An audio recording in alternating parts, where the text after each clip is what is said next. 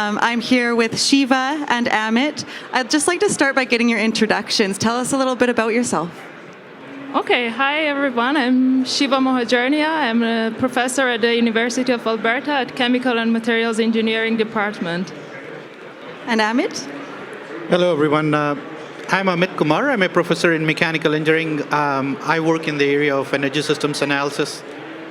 And you're both at the University of Alberta, and interestingly, while we were sitting here, we realized you two had not met yet. So it's nice to introduce you both to each other as well. Yeah, thanks for that. Shiva, can you just start by telling me a little bit about your research and what you're doing, and specifically where it fits into the hydrogen spectrum?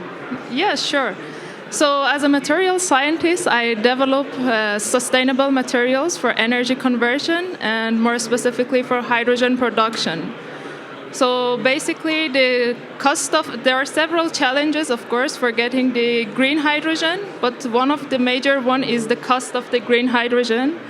And this is where my research plays a role, because currently we are producing the green hydrogen at the cost of around $5 to $6 per kilogram, and we aim to reduce this cost to below $1 per kilogram.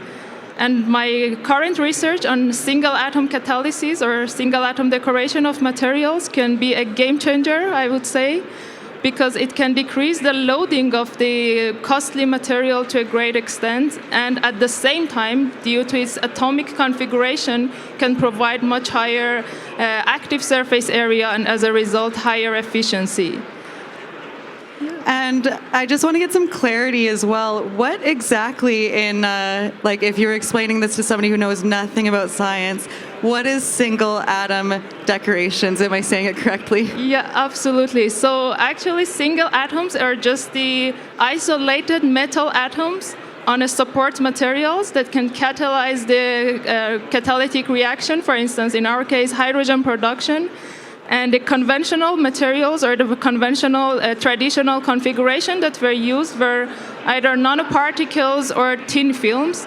And if we if we can convert these nanoparticles to single atoms on the support material, we are not only reducing the loading of these costly material, which are platinum and iridium, for instance, in the PEM electrolyzers, but we can also increase the efficiency to a great extent because we are just introducing much higher active surface area for the reactions. Thank you so much, Shiva. Yeah. And Amit, can you tell us a little bit about your research as well? Yeah, sure. So my research is more on looking at energy systems assessment and looking at the technologies and how the information flows from technology development. So you heard from Shiva about what technologies he's developing on the electrodes. What we do is we understand that technology, but take the information in such a form through development of certain fundamental science-based models. What it helps us in understanding is what is the impact of this technology in terms of greenhouse gas emissions? What is the cost of doing this? Not only at the technology level, but we try to develop these information through the different integration into different sectors at the provincial level, country level. So what we try to do is take this information, transform it in a certain way that could be used by the decision makers for policy formulation or for decision making. And a key example in the hydrogen domain, I would say, we helped in developing the hydrogen roadmap in terms of the intensive modeling for the whole different sectors, different technologies, in terms of what is the impact, what are the opportunities for Alberta. Okay, so I'm kind of curious, did you watch yesterday the announcement for the 5,000 Hydrogen Vehicle Challenge? Have you heard of it?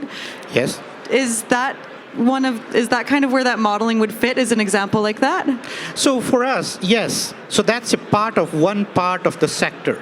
So if you think about hydrogen integration into the industrial sector, transportation sector is one sector where hydrogen could be integrated. We look at it in a whole energy system. So transportation sector, yes, 5,000 vehicle challenge is there, but we also look at, okay, so where can you integrate in the other sectors? Cement sector, you look at cement, you look at iron and steel, you look at oil sand sector, you look at residential sector, commercial sector. So our scope is much bigger. But that's part of the assessment that we do. Perfect. And what role can Alberta or Canadian hydrogen play in global decarbonization? Well, see, Alberta can play a significant role. If you think about current situation. So our population is about 8 billion people. It's expected to go all the way to 9.7 billion by 2050. If you look at where that majority of the population will reside by 2050, is in the Asian countries. And then the demand for energy is going to go up by 35% if you look at the projection by 2050. And the way nature has blessed us in terms of you don't have energy where the demand is.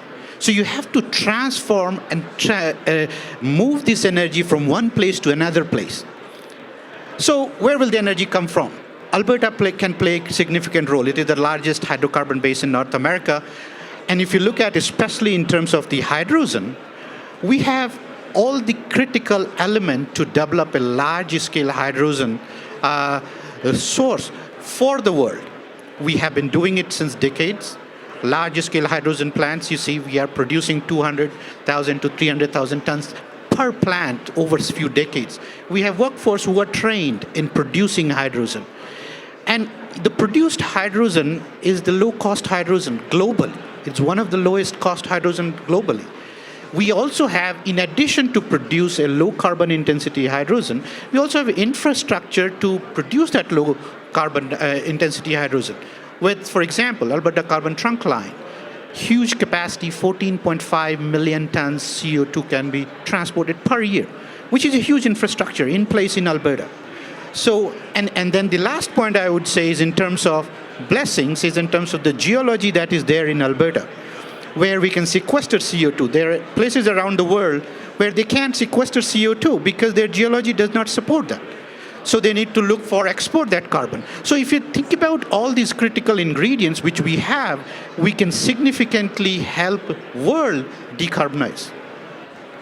I think that really resonates with me, the Edmonton region especially. We have the capability, the infrastructure, the talent, and the resources to produce low-cost, low-carbon hydrogen at a truly global scale. So I think what you're telling me just really solidifies that. It makes it a lot more tangible. Shiva, do you have anything to add?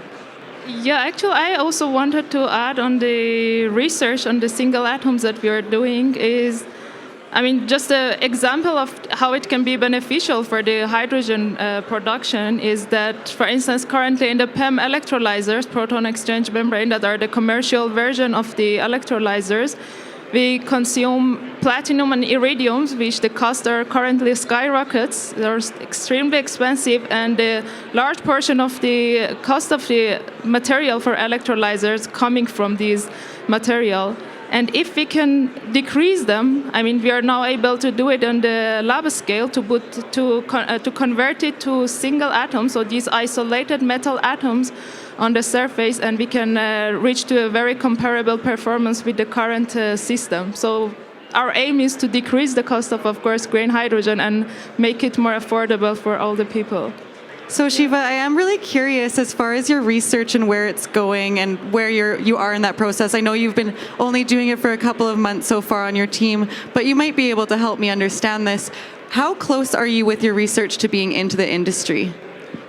So we are currently on the lab scale, but we are able to produce these systems on the larger scale, but we are still doing in the parallel fundamental studies to understand the stability of this, because the major challenge also in this field, although we can decrease the loading to a great extent, but we need to maintain the stability of the system so that we can make it commercialized.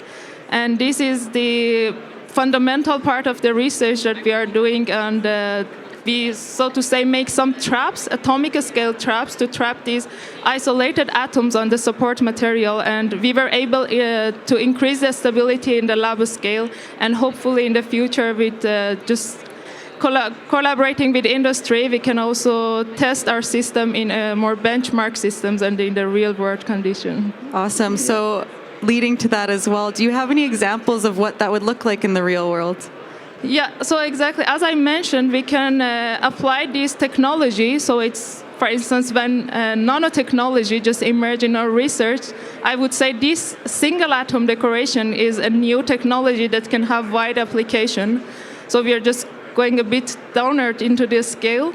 And the straightforward example would be the PEM electrolyzers. So as I said, we use iridium and platinum in the commercial systems, but they are either in the nanoparticle form or thin films. But we try to decrease the size of the consumption of these expensive materials in the PEM electrolyzer, so the electrodes in the PEM electrolyzers. Perfect. Well, the two of you seem like you're on very different stages in research. You're a lot more big picture. You're a lot more specific technology, the tiniest atoms.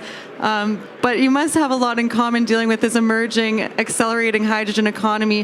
What are some of the biggest challenges? And this will just be the last question. We have about 1 minute left in our session.